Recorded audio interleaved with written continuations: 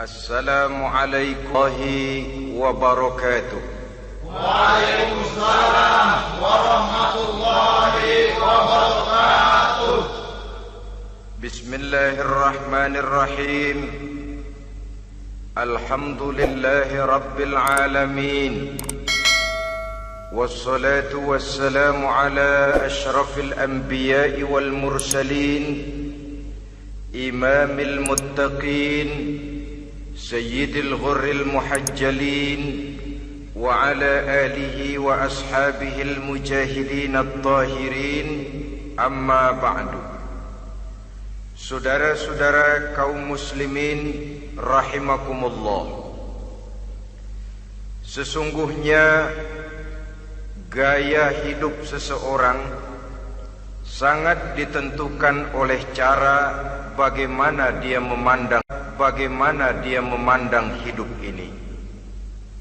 Dengan kata lain, bagaimana seseorang memandang hidup, begitulah dia akan hidup.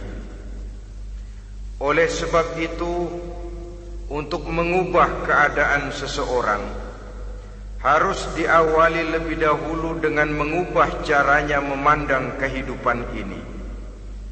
Itulah sebabnya dalam surah Ar-Ra'd ayat 11 Allah Subhanahu wa ta'ala menjelaskan, Innallaha la yughayyiru ma biqaumin hatta yughayyiru ma bi anfusihim. Allah Subhanahu wa ta'ala tidak akan mengubah nasib dan keadaan satu kaum sampai kaum itu berusaha mengubah apa yang ada di dalam diri mereka sendiri. Yang ada di dalam diri itu tentu tidak lain adalah rule of thinking, bahasa kerennya state of mind, kata orang Kulon, cara berpikir, cara memandang kehidupan yang akan sangat mewarnai cara orang menjalani kehidupan itu sendiri. Oleh karena itu, pada pertemuan kali ini kita akan membicarakan tentang dasar dan tujuan hidup dari seorang muslim di dalam kehidupan ini. Yang pertama, tentang dasar dan landasan hidup. Seorang muslim tak dapat lain mendasarkan kehidupannya dengan Islam. Di dalam mendasari kehidupan dengan Islam ini, Allah Subhanahu wa ta'ala menuntut, Ya ayyuhalladzina amanu dkhulu fis silmi kafah. Hai orang-orang yang beriman, masuklah kamu ke dalam Islam itu secara total, secara utuh, secara seluruhnya. Jangan separuh-separuh, jangan sepotong-sepotong. Mendasari hidup dengan Islam artinya menjadikan Islam sebagai way of life, sebagai rule of thinking, sebagai state of mind di dalam kita memecahkan problema-problema kehidupan, sehingga tidak satu persoalan hidup yang bagaimanapun kecilnya sekalipun yang tidak tersentuh oleh nilai-nilai ajaran agama Islam ini. Kemudian di dalam mendasarkan hidupnya dengan Islam, ia mempunyai satu keyakinan. Pertama, Islam sebagai dasar hidupnya adalah agama yang sesuai dengan fitrah daripada manusia. Allah Subhanahu wa ta'ala pencipta manusia. Allah Subhanahu wa ta'ala yang menurunkan agama Islam.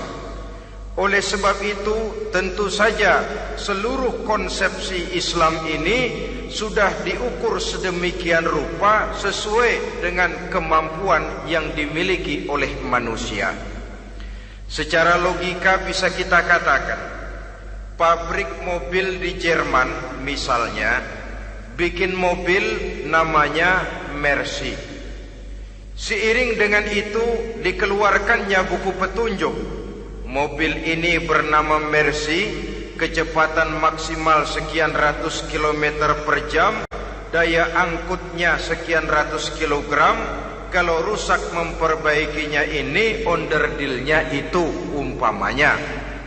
Karena pabriknya yang bikin mobil, lalu pabriknya juga yang mengeluarkan buku petunjuk, tentu buku itu sesuai benar untuk mobilnya. Dan logika mengatakan tidak bisa kita punya mobil Mercy rusak, kita perbaiki dengan menggunakan buku petunjuk yang dikeluarkan oleh pabrik mobil Fiat. Tentu saja mobil makin rusak, acak-acakan dan tidak karu-karuan. Ini artinya, jikalau manusia ingin baik, jikalau manusia ingin mencapai sesuatu yang bernama bahagia, dia harus mengikuti petunjuk yang dikeluarkan oleh yang menciptakan manusia. Dan petunjuk-petunjuk itu telah turun dalam satu konsepsi yang bernama Islam yang sesuai dengan fitrah manusia. Yang kedua, oleh karena keyakinannya bahwa Islam sesuai dengan fitrah manusia, ia pun berkeyakinan bahwa Islam adalah agama untuk seluruh manusia, universal. Walaupun ia diturunkan di tanah Arab, tetapi ia bukanlah agama hanya untuk orang Arab semata-mata. Keyakinan ini perlu ditegakkan kembali, oleh karena akhir-akhir ini muncul pendapat-pendapat yang menganggap seolah-olah agama itu barang impor. Persilahkan saja kalau memang itu merupakan keyakinannya, tetapi menganggap agama sebagai barang impor sungguh merupakan satu kekeliruan yang sangat besar.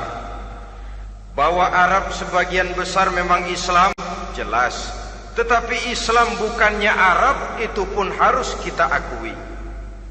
Kita bisa menjadi Muslim yang baik tanpa perlu menjadi orang Arab. Dengan kata lain, kita bisa menjadi Muslim yang baik dengan tetap menjadi warga negara Indonesia yang baik.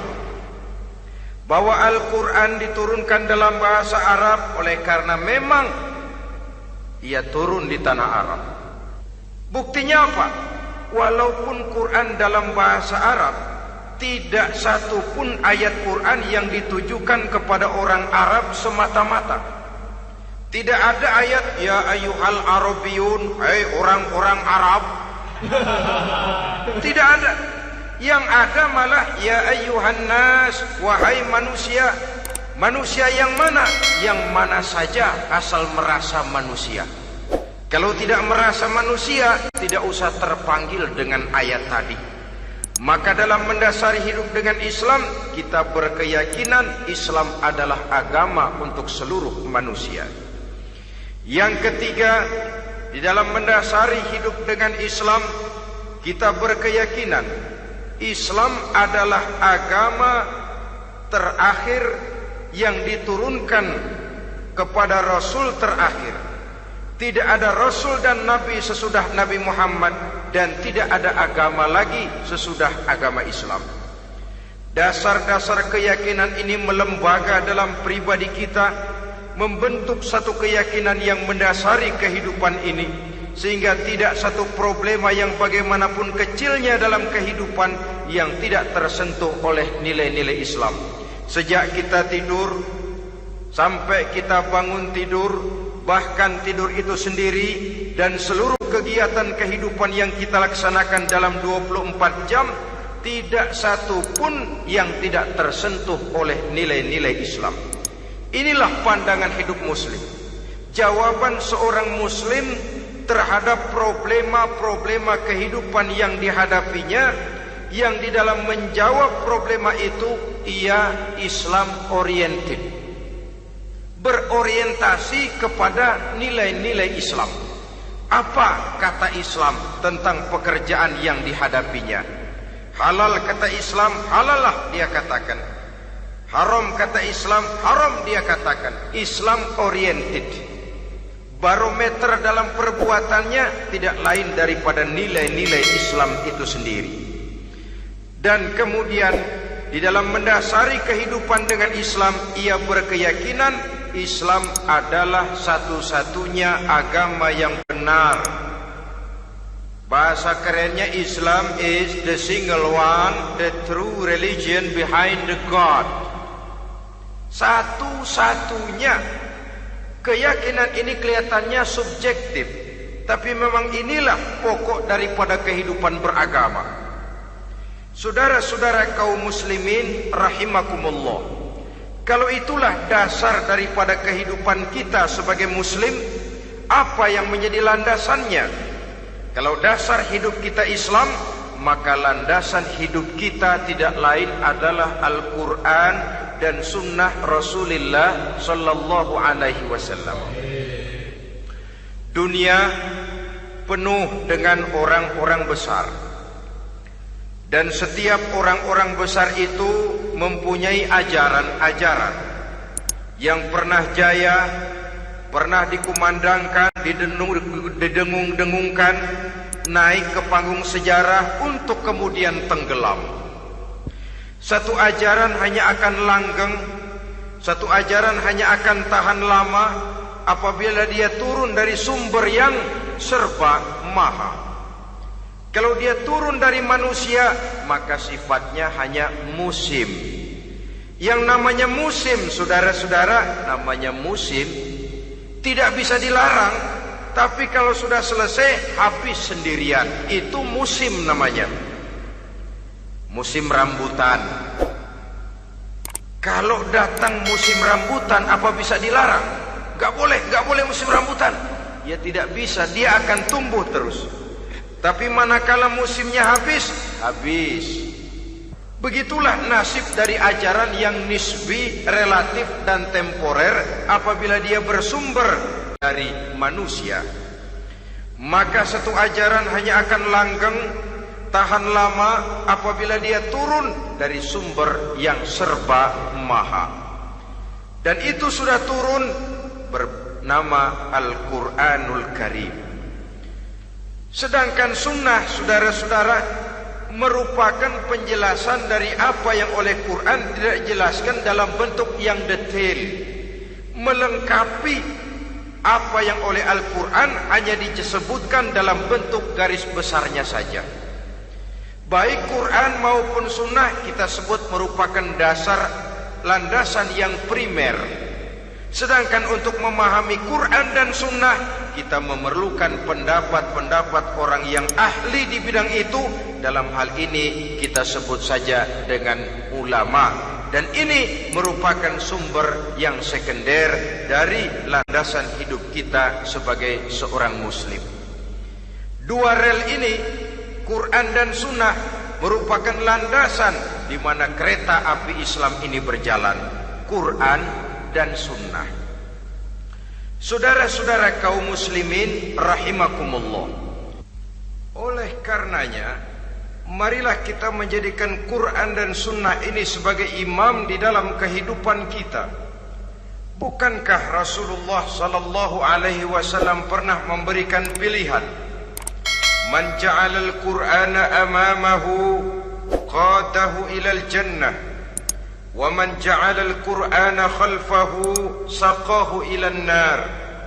Siapa yang meletakkan Quran di depannya, dijadikannya Quran sebagai imam dan dia sebagai makmum, maka Al-Quran akan membimbing dia ke surga. Ya, surga di dunia ini, lebih-lebih lagi surga di akhirat nanti.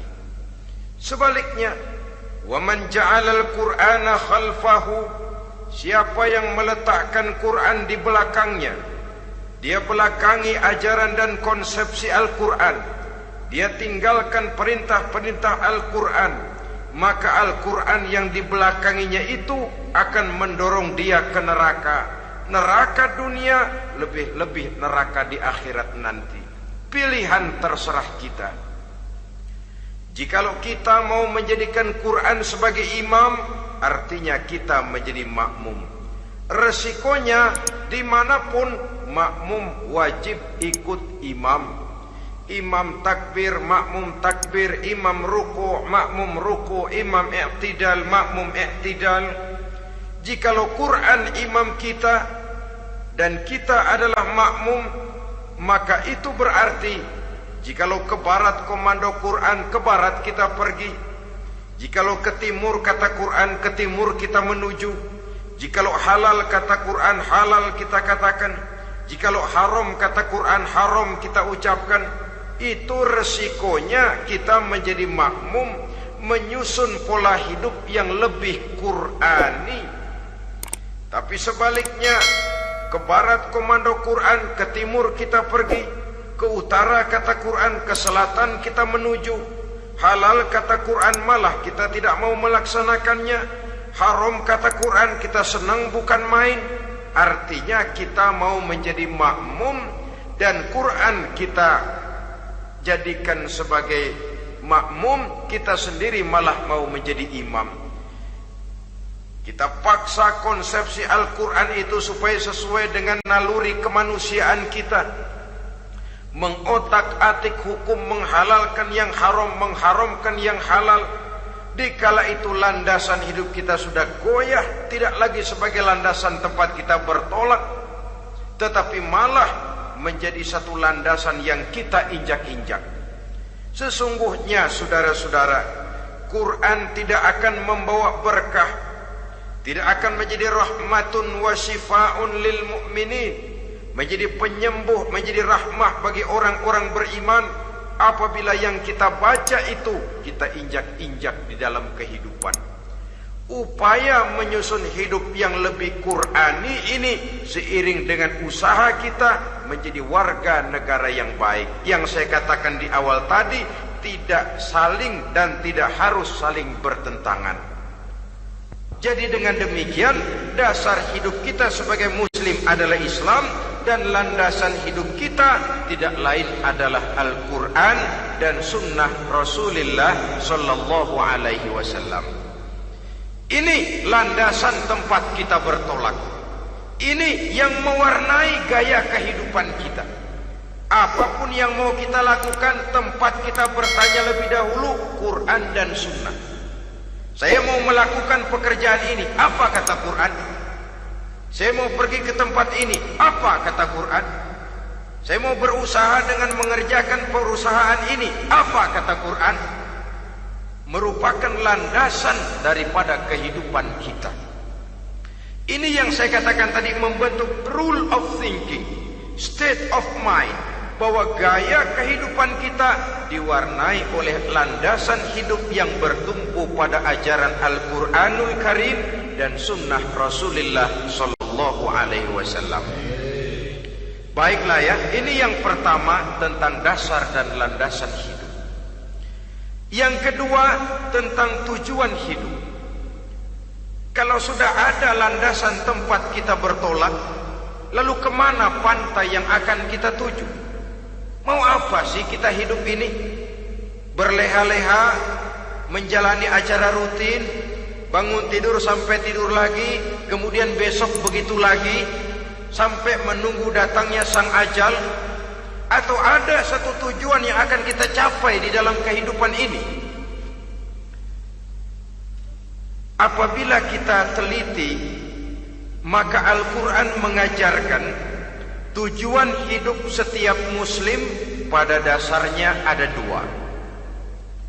Pertama, kita sebut saja tujuan jangka pendek. Tujuan jangka pendek itu sasarannya dunia sekarang ini.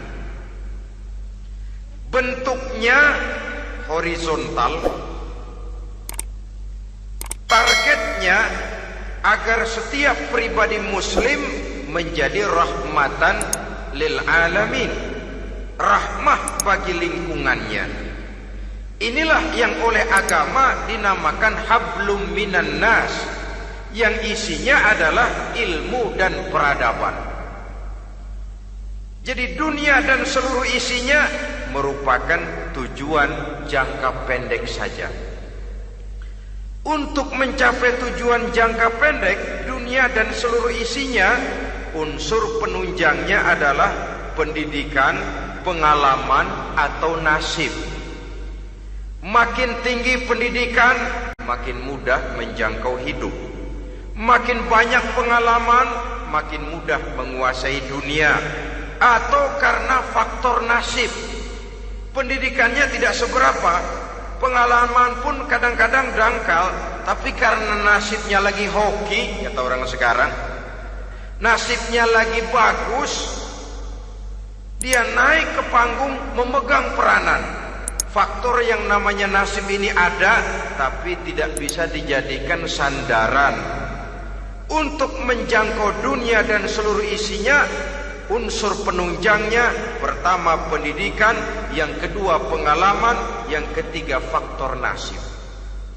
Oleh karena itu, apabila kita ingin mudah mencapai dunia, yang pertama harus kita laksanakan bagaimana menempuh satu pendidikan. Di zaman sekarang orang terangsang untuk hidup dalam pola yang oleh orang-orang priangan disebut hardolin. Saudara tahu hardolin? Itu potongan dari dahar modal ulin. Filsafat hidup yang pakaian mau bagus, makan mau enak, kerja nggak mau. Akhirnya jadilah dia penghayal kelas berat, tukang-tukang ngelamun kelas tinggi. Tiap hari kegiatannya ya cuma tidak terlepas dari tiga kriteria itu. Hardolin. Pokoknya kalau sudah dahar modal ulin, besok ya begitu lagi. Pola dari dimana orang pakaian mau bagus, makan mau senang, duit mau punya, kerja tidak mau. Kadang-kadang mau kerja tapi tidak tahu apa yang harus dikerjakan. Ditambah oleh sempitnya lapangan pekerjaan. Tidak tahu apa yang harus dikerjakan, dilatar belakangi oleh tidak adanya pendidikan yang dia terima, sehingga mau kerja apa lalu bingung. Oleh karena itu, terutama buat adik-adik remaja, para pemuda, saya berpesan untuk menjangkau dunia, yang pertama harus kita jalani bagaimana membina diri, mendidik. Taruh kata drop out, putus sekolah, tapi drop out bukan halangan bagi tumbuhnya cita-cita yang mulia. Bahkan ada orang bilang many a great man starts as a newspaper boy. Banyak orang-orang besar yang memulai pekerjaannya dagang koran. Putus sekolah bukan merupakan halangan bagi tumbuhnya cita-cita yang mulia. Dan tidak sedikit orang-orang besar yang tidak keluaran perguruan tinggi. Tidak sedikit orang-orang besar yang tidak merupakan produk dari perguruan tinggi tertentu, tapi kerajinannya belajar, banyak membaca, banyak bergaul, autodidak. Syukur kalau masih bisa menempuh pendidikan yang formal. Kekurangan ekonomi, kemiskinan keluarga jangan menjadi penghalang bagi tumbuhnya cita-cita yang tinggi untuk menempuh karier pendidikan yang baik. Ini memang pahit, tapi bagaimanapun kata orang, lebih baik makan singkong beneran daripada makan roti ngimpi.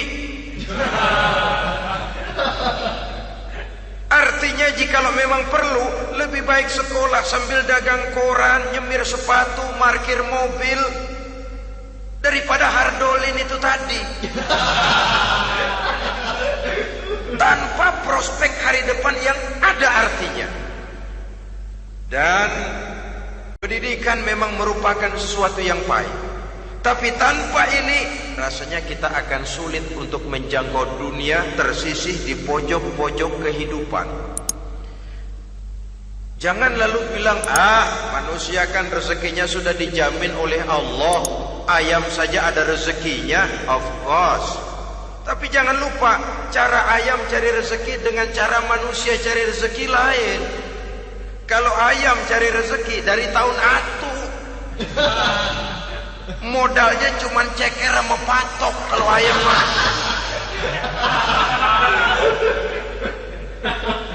asal bisa nyeker, bisa matok, ayam dapat rezeki. Pokoknya kertok dah. Tapi manusia cari rezeki, dia harus cari lapangan kerja. Lapangan kerja sulit. Sudah dapat lapangan kerja, harus punya keahlian. Untuk memperoleh keahlian harus dengan pendidikan. Berhadapan lagi dengan saingan-saingan, karena pasaran tenaga kerja tiap tahun puluhan kalau tidak ratusan ribu pasaran tenaga kerja yang masuk lapangan kerja.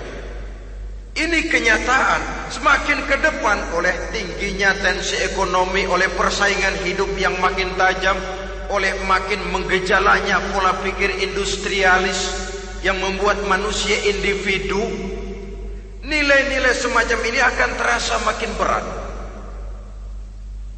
Oleh karenanya, tanpa pendidikan sulit untuk menjangkau dunia. Yang kedua, pengalaman, tenaga expert. Sehingga orang mengatakan experience is the best teacher. Pengalaman adalah guru yang paling bijaksana. Dengan pengalaman kita makin dewasa. Dan orang sering mengatakan kegagalan hakikatnya adalah keberhasilan yang tertunda.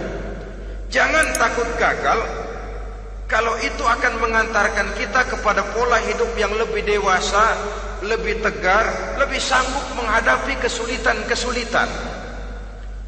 Dan faktor yang ketiga, nasib.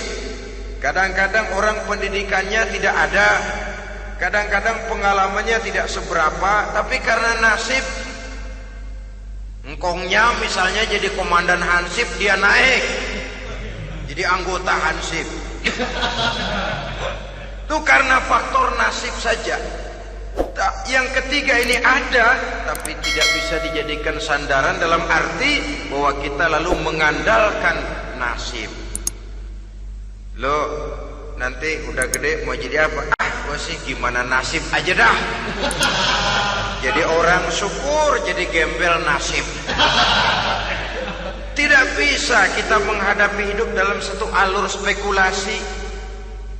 Tidak bisa kita menjalani skenario kehidupan ini dengan bersikap untung-untungan.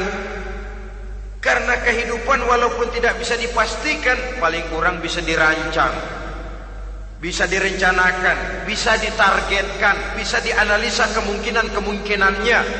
Walaupun tidak bisa dipastikan, tapi bisa diperhitungkan. Sebagai manusia yang terikat oleh causality, oleh hukum sebab akibat, sewajarnya kita memperhitungkan kemungkinan-kemungkinan itu. Kira-kira 5, 10, 15 tahun yang akan datang, sejauh mana kesulitan-kesulitan dalam kehidupan ini, sejauh mana persaingan dalam hidup, sejauh mana tenaga kerja dibutuhkan, sejauh mana keahlian dan skill menunjang ke arah itu. Kalau tidak, kita akan tersisih di sudut-sudut kehidupan untuk lebih banyak jadi penonton daripada menjadi pemain. Padahal kita ingin jadi pemain, kita ingin aktif, kita ingin punya peranan, karena kita oleh agama dituntut menjadi rahmatan lil alamin, menjadi rahmah bagi lingkungan di mana kita tinggal, mewarnai lingkungan, bukan cuma diwarnai oleh lingkungan itu sendiri. Itu tadi tujuan jangka pendek sebagai tujuan yang pertama. Yang kedua, tujuan jangka panjang. Tujuan jangka panjang ini sasarannya adalah akhirat. Bentuknya vertikal, targetnya adalah mardotillah atau ridho daripada Allah. Dan ini yang oleh agama dinamakan dengan hablum minallah, tali vertikal yang menghubungkan manusia langsung dengan Tuhannya. Untuk mencapai tujuan jangka panjang akhirat ini, unsur penunjangnya adalah prestasi ibadah. Kalau untuk tujuan jangka pendek, dunia dan seluruh isinya, pendidikan, pengalaman dan nasib memegang peranan yang sangat penting, maka untuk akhirat, pendidikan, pengalaman, nasib tidak punya pengaruh banyak. Unsur penunjangnya adalah prestasi ibadah. Bagaimanapun tinggi pendidikan, bagaimanapun banyak pengalaman, tanpa prestasi ibadah, nol besar kita dalam pandangan Allah Subhanahu wa ta'ala. Saudara-saudara kaum muslimin rahimakumullah, itu sebabnya seorang muslim sholat, puasa, haji, zakat, yang kalaupun ada target dunia, itu cuma side effect saja, sekedar satu efek sampingan.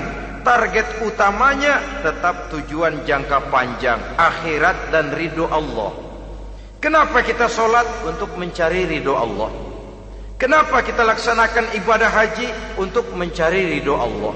Kita bangun di keheningan malam untuk mencari ridho Allah. Kalau ada akibat dunia, itu cuma akibat sekunder saja. Ada misalnya orang karena tekun ibadah rezekinya lancar, itu baru persekot. Baru tanda jadi. Kadang-kadang persekotnya saja sudah nikmat kok, apalagi cashnya, kontannya. Sebaliknya kalau ada orang rajin ibadah, rezekinya seret, jangan jadi alasan. Kok lu nggak sembahyang? Alah, tetangga gua rajin sembahyang melarat terus. Ya memang sholat itu bukan dengan target dunia, target akhirat, saudara-saudara. Oleh sebab itu, seorang muslim adalah seorang yang berpandangan luas, berjiwa lapang. Maksudnya apa? Tujuan jangka pendek dan jangka panjang ini harus dia raih kedua-duanya. Ini yang oleh Al-Quran diajarkan agar setiap muslim mencapai fid dunya hasanah wa fil akhirati hasanah. Kebaikan di dunia, kebaikan di akhirat. Itu arti hasanah. Jangan macam orang dulu, punya istri 2 pergi haji.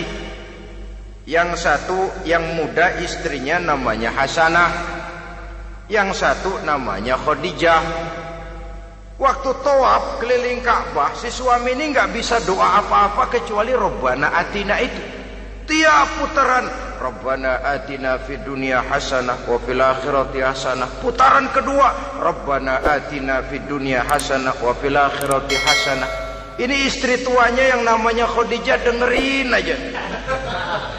Akhirnya di satu saat dia colek suaminya, "Bang, mentang-mentang Hasanah bini muda disebutin melulu. Saya dong disebutin dalam doa." "Iya deh, ntar putaran selanjutnya." Suaminya blow on juga. Putaran kedua dia baca Rabbana Atina fid dunya hasanah wa fil akhirati Khadijah.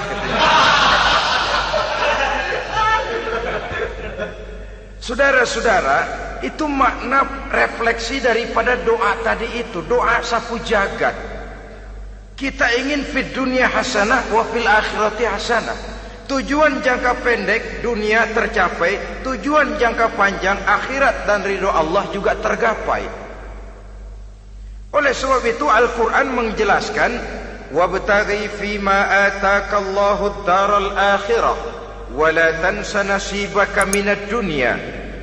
Dengan karunia yang diberikan Allah kepadamu, carilah bahagia akhirat. Wa la tansa nasibaka minad dunya, tetapi jangan lupakan bagianmu dalam kehidupan di dunia ini. Cari akhirat, utamakan akhirat dengan tidak usah melupakan jatahmu di dunia. Kenapa saya katakan seorang muslim berjiwa besar? Sebab andai kata dia gagal mencapai tujuan jangka pendek, andai kata dia gagal di dunia, dan dia oleh Islam diajarkan jangan sampai gagal, tapi andai kata dia gagal, dia masih punya tujuan jangka panjang, akhirat dan ridho Allah. Dia masih bisa menghibur diri, biarlah di dunia kita sederhana, bahkan biarlah susah di dunia, asal di akhirat kita bahagia. Orang yang tidak punya pandangan hidup semacam ini, sorgalah dunia ini, segalanya telah tertumpu di sini. Bila umurnya selesai, ajalnya datang, selesai sudah sorganya sampai di situ, dan dia tidak punya pengharapan lain di belakang itu. Maka seluruhnya bertumpu pada kehidupan di dunia, padahal dunia seperti air laut, makin diminum makin haus, makin kering tenggorokan. Dunia yang diperturutkan menyeret manusia ke dalam lingkaran setan, terjebak dalam sifat yang namanya tamak bin rakus alias serakah.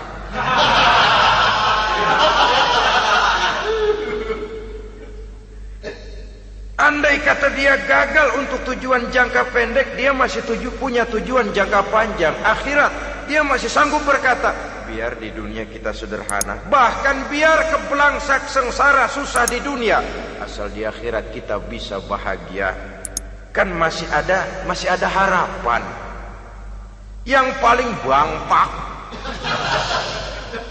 paling rusak betul, sudah di dunia sengsara, di akhirat celaka. Di dunia rumahnya gubuk, pinggir kali miring, asal hujan bocor, utang selebar warung. Bayang kagak, ngaji enggak, puasa enggak, saban malam merit mulu. Saudara hadirin yang saya hormati, lalu kapan mau bahagia kalau sudah di sini susah, di sana akan susah juga. Ini yang pertama, seorang muslim, seorang yang optimis, berjiwa besar, luas pandangan. Kegagalan dia dalam jangka pendek tidak menyebabkan dia melupakan tujuan jangka panjang. Yang kedua, positifnya apa? Cara dia mencapai tujuan jangka pendek diwarnai oleh keyakinan adanya tujuan jangka panjang. Dia memang benar cari harta, tapi karena dia yakin ada akhirat, Allah ridho apa tidak? Ini positifnya. Saya memang cari duit, tapi dengan cara ini Allah ridho apa tidak? Saya memang ingin berpakaian yang rapi, tapi dengan tidak menutup aurat begini, Allah ridho atau tidak? Saya memang bergaul menghormati teman, tapi terjebak dalam minuman keras karena menghormati teman, Allah ridho apa tidak? Ini orang yang punya tujuan jangka panjang. Segalanya diberikan bingkai dengan pertanyaan, Allah ridho atau tidak? Keyakinannya terhadap tujuan jangka panjang mewarnai gaya hidupnya di dunia ini, mencapai tujuan jangka pendek tadi. Mau minum, Allah ridho apa enggak ini? Mau makan, yang saya makan Allah ridho apa enggak ini? Pendeknya apapun yang mau dia kerjakan, karena dia punya keyakinan tujuan jangka panjang, dia selalu menimbang terhadap ridho Allah tadi. Jadi tanpa prestasi ibadah, kita nol besar dalam pandangan Allah. Ini nilai manusia yang hakiki di sini. Ini makna inna akramakum indallahi atqakum. Di akhirat nanti kan tidak pernah akan disidang, kamu pendidikan setinggi apa? Tidak. Gelarmu berapa renteng? Profesor, doktor? Tidak. Akhirat hanya menyidang kau sholat atau tidak, kau puasa atau tidak, kau zakat atau tidak. Diberikan kamu harta yang banyak, dari mana kau dapat, kemana kau belanjakan. Prestasi ibadah itu yang ditanya. Setinggi apa pendidikan, sebanyak apa pengalaman, no problem, tidak jadi masalah di akhirat itu. Prestasi ibadah itu yang akan kita persembahkan di hadapan Allah. Itu makna inna akramakum indallahi atqakum. Kerbau dinilai dari dagingnya, makin gemuk makin mahal harganya. Tapi ada perkutut lebih mahal dari kerbau. Perkutut itu mahalan mentahnya loh daripada matangnya. Karena harga perkutut pada suaranya. Lalu di mana harga manusia yang paling gemuk? Tidak. Suaranya, oh kalau manusia dinilai dari suaranya, barangkali Madonna nomor awal masuk surga itu. Hanyalah dengan prestasi ibadah kita bisa mencapai tujuan jangka panjang, akhirat dan ridho Allah. Nah baiklah ya, kalau sudah jelas bahwa kita punya dua tujuan jangka hidup, jangka pendek dan jangka panjang, bagaimana Islam mengajarkan kita meraih dua ini? Pada prinsipnya Islam mengajarkan sistem keseimbangan. Dalam berbagai aspek kehidupan, keseimbangan ini nampak dengan nyata diajarkan oleh agama kita. Seperti ayat yang saya bacakan tadi. Dengan karunia yang diberikan Allah kepadamu, cari negeri akhirat, tapi jangan lupakan bagianmu di dunia ini. Dalam bentuk yang lebih nyata, bekerjalah untuk duniamu seolah kau akan hidup buat selamanya, tapi bekerjalah buat akhiratmu seolah kau akan mati besok. Manifestasinya dalam kehidupan, misalnya orang kaya diperintah membantu yang miskin, tapi orang miskin dianjurkan berusaha. Jangan mengandalkan hidup kepada yang kaya, seimbang. Kamu kaya, betul Pak, bantu yang miskin. Kamu miskin, iya Pak, berusaha. Seimbang. Tuan rumah diwajibkan menghormati tamu, tamu diwajibkan tahu diri, seimbang. Jadi bagaimana kalau sudah kita bekerja di sawah, di ladang, di pasar, di kantor, anggap kita akan hidup selamanya agar timbul gairah kerja. Tapi kalau sudah sholat, anggap kita akan mati besok supaya timbul khusyuknya. Nah, titik tekannya di mana? Stresnya itu. Walaupun Islam mengajarkan sistem keseimbangan, tapi Al-Quran tetap menggarisbawahi walal akhiratu khairul laka minal, bahwa bagaimanapun seimbangnya, akhirat itu lebih utama daripada dunia. Bagaimana implementasinya? Kata orang-orang tua, kalau kita menanam padi, rumput pasti tumbuh, tapi nanam rumput jangan mimpi tumbuh padi. Maksudnya apa? Kalau satu perbuatan kita niatkan karena Allah, dunianya pasti ikut. Tapi kalau satu perbuatan diniatkan karena dunia semata-mata, akhirat akan hilang. Sebab itu, biasakanlah berbuat sesuatu baik untuk tujuan jangka pendek, lebih-lebih untuk tujuan jangka panjang, dengan motif lillahi ta'ala. Jadi saya ulangi, satu perbuatan kalau sudah diniatkan karena Allah, dunia biasanya ikut. Tapi kalau diniatkan karena dunia semata-mata, akhirat akan luput. Padahal itu titik tekannya, walal akhiratu khairul laka minal ula. Saudara-saudara kaum muslimin rahimakumullah, ini tujuan hidup. Jadi landasan tempat kita bertolak sudah jelas, pantai yang akan kita tuju dalam kehidupan ini juga sudah nyata. Kita ingin mencapai apa yang dinamakan fid dunya hasanah wa fil akhirati hasanah. Untuk itu perlu ada keseimbangan, tetapi titik tekannya tetap akhirat lebih utama daripada kehidupan dunia ini. Sekarang kalau sudah ada dasar hidup, sudah ada tujuan yang akan kita capai, tentu harus ada alat untuk mencapainya. Semuanya perlu sarana. Bahkan pada hakikatnya dalam kaidah usul fikih para ulama mengajarkan lil wasail hukmul maqasid. Sarana dan tujuan hukumnya sama.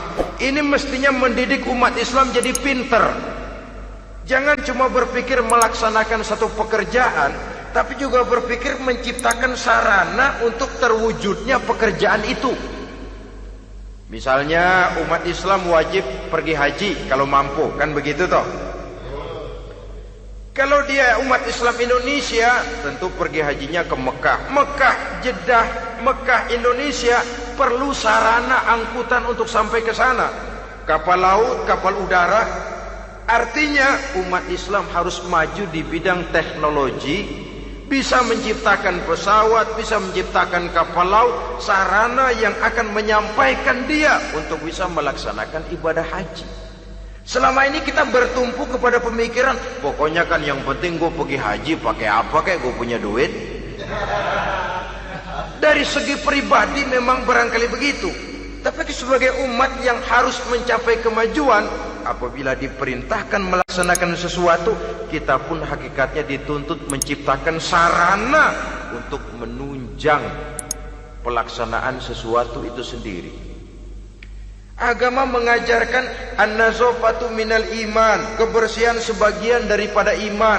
Siapa yang menciptakan mesin cuci, sabun-sabun keras, deterjen, rinso dan lain sebagainya? Siapa yang menciptakan air condition, pembersih ruangan? Kita hanya berpikir pokoknya kan bersih, mau pakai apa kek. Kita jarang yang berpikir kepada pewujudan teknologi modern untuk menerjemahkan hadis itu. Syukurlah belakangan ini sudah muncul teknokrat-teknokrat muslim yang dijiwai oleh semangat Al-Quran membuka tabir rahasia konsepsi Islam di lapangan teknologi modern, yang makin lama makin menunjukkan tuntutan kebutuhan daripada umat itu sendiri. Dengan demikian, apabila ada tujuan hidup, kita memerlukan alat untuk mencapai tujuan tadi. Supaya tujuan fid dunya hasanah wa fil akhirati hasanah tercapai, apa alat yang harus kita pakai? Kita lihat surah At-Taubah ayat 111 memberikan jawaban. Innallaha ashtara minal mu'minina anfusahum wa amwalahum bi anna lahumul jannah. Sesungguhnya Allah telah membeli dari orang-orang beriman diri mereka, harta mereka, bahwa sesungguhnya bagi mereka adalah surga. Coba kita simak ayat ini sejenak, akan nampak dengan jelas bahwa ayat ini hakikatnya merupakan satu transaksi yang nyata benar antara kita dengan Allah.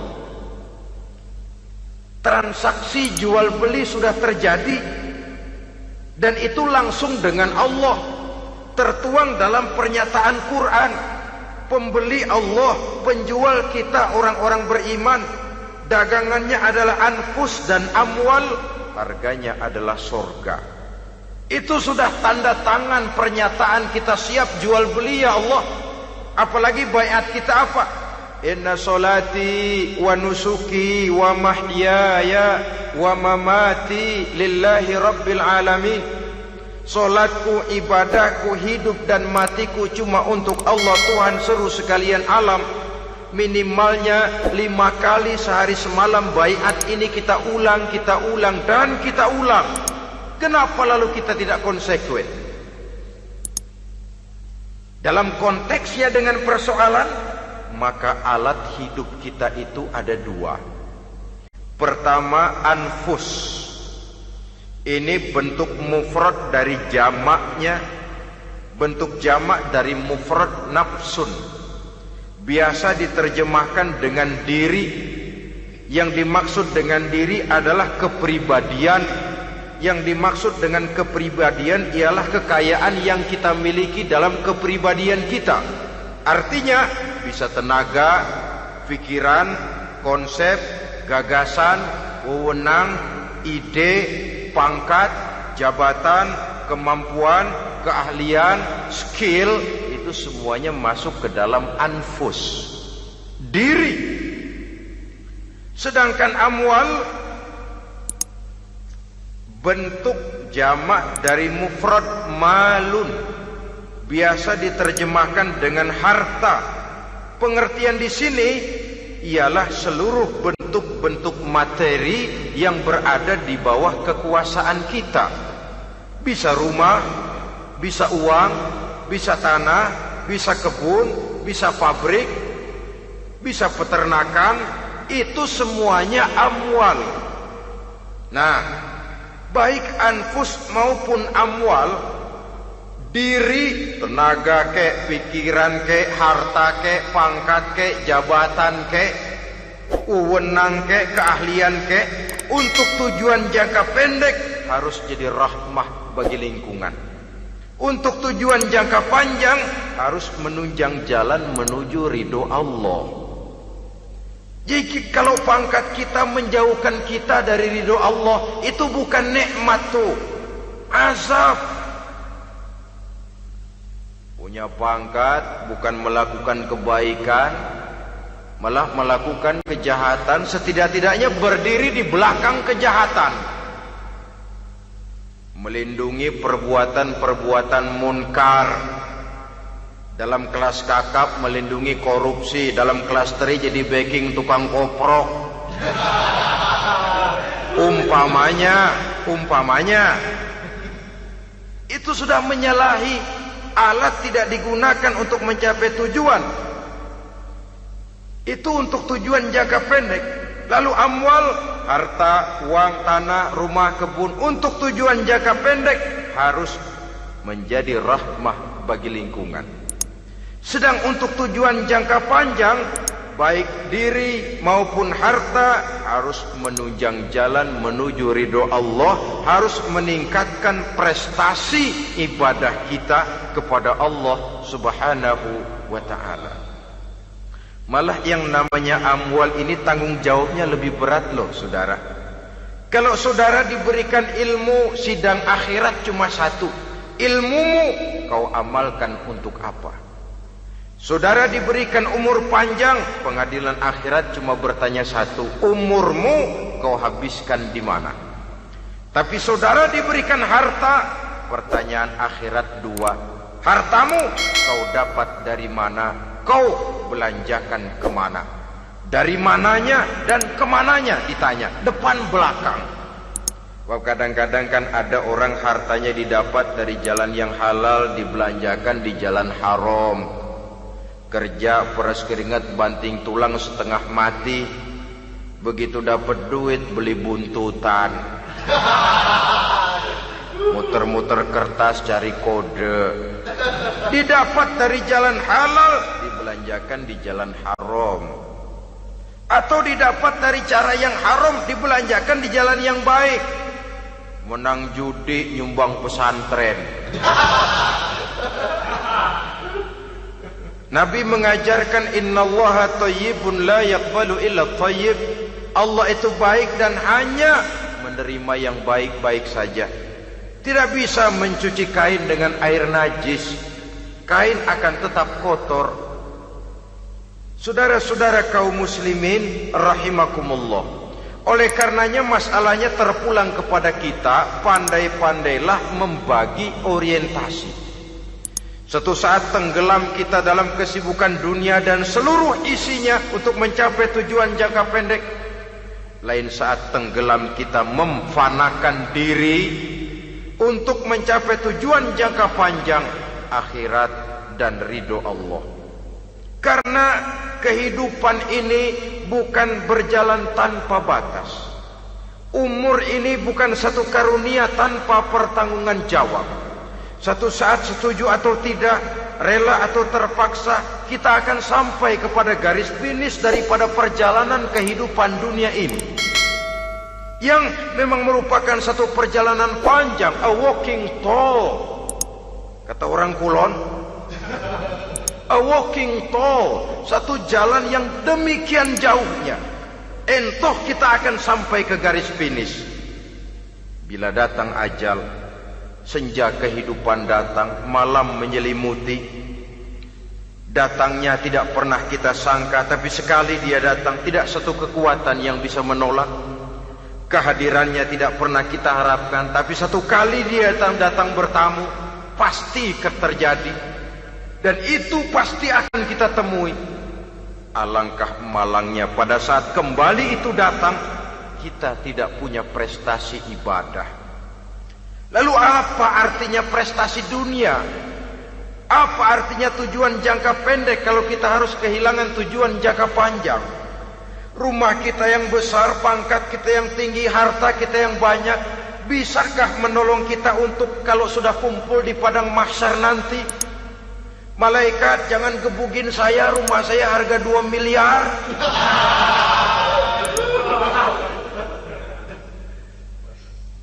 Sudahlah malaikat, damai saja, itu Rolls Royce saya. Pakai saja malaikat, pakai. Kata malaikat, gue budak, gue gak butuh gituan. Hanya prestasi ibadah yang bisa menyelamatkan kita pada kondisi semacam itu. Jadi oleh karena itu saudara-saudara, biar di dunia ini rumah kita besar, mobil bagus, uang banyak, pabrik ada, usaha lancar, asal di akhirat masuk surga aja. Gak apa-apa. Daripada di dunia sengsara, di akhirat neraka, senangnya kapan? Sudah di sini sengsara, di sana keblangsak. Itu yang orang-orang tua bilang lacur kuda namanya. pelan dipecut, kenceng digentak, setengah mati, serba salah. Kuda kalau bisa ngomong, gue setengah mati, serba salah. Pelan dipecut, kekencengan ditarik, itu yang namanya lacur kuda begitu. Serba salah posisinya. Untuk itu pandai-pandailah membagi orientasi supaya tercapai tujuan ideal ini, fid dunya hasanah wa fil akhirati hasanah. Ini tentang tujuan hidup. Nah, untuk mencapai tujuan ini kita tidak berjalan sendiri. Kita perlu teman hidup. Di samping teman hidup ada pula lawan hidup. Siapa teman hidup kita untuk mencapai tujuan hidup ini? Dalam arti sempit, teman hidup kita suami istri yang taat kepada Allah. Suami istri lebih dari sekedar satu pasangan, juga saling melengkapi, merupakan bagian daripada kehidupan. Suami adalah teman istri, istri adalah teman suami untuk mencapai tujuan hidup tadi, mencapai fid dunya hasanah wa fil akhirati hasanah. Seiring, seirama, selaras, serasi, seimbang, kata orang sekarang. Teman dalam arti sempit. Adapun teman dalam arti luas, setiap orang yang pandangan hidupnya sama dengan kita, setiap orang yang akidahnya sama dengan kita, terlepas dari suku bangsa apapun, warna kulit apapun, bahasa apapun, jikalau keyakinannya sama, pandangan hidupnya sama, dia adalah saudara kita dalam artian yang luas. Islam tidak kenal teritorial, maka tidak ada itu Islam Jepang. Ya walaupun secara formalnya ada, tapi informal muslim adalah muslim, diikat dengan akidah. Itu teman hidup. Lalu lawan hidup siapa? Pertama iblis, dalam segala bentuk dan implementasinya. Yang kedua, setiap orang yang pandangan hidupnya tidak sama dengan kita secara ideologis, itulah lawan hidup kita. Maka yang teman jadikan teman, yang lawan jadikan lawan. Jangan teman dijadikan lawan, lawan dijadikan teman. Itu namanya kopiah dipasang di kaki, pak bakyak naik ke jidat. Wajar kalau kepala lalu jadi benjol. Salah milih teman, salah cari lawan. Salah milih teman, salah cari lawan. Akibatnya kita yang akan susah di kemudian hari nanti. Saudara-saudara kaum muslimin rahimakumullah, oleh karenanya pandai-pandailah dalam hidup ini. Yang teman jadikan teman, yang lawan jadikan lawan. Kalau lawan kita jadikan teman, sementara teman kita jadikan lawan, dan itu apa yang banyak terjadi dalam praktek kehidupan, kita tidak akan bisa mencapai tujuan karena akan tertarung di kaki sendiri. Nah, ini sajalah yang kita bicarakan pada pertemuan kali ini. Mudah-mudahan ada manfaatnya. Terima kasih atas segala perhatian. Mohon maaf atas segala kekurangan. Usikum wa nafsi bitaqwallah. Wassalamualaikum warahmatullahi wabarakatuh. Waalaikumsalam.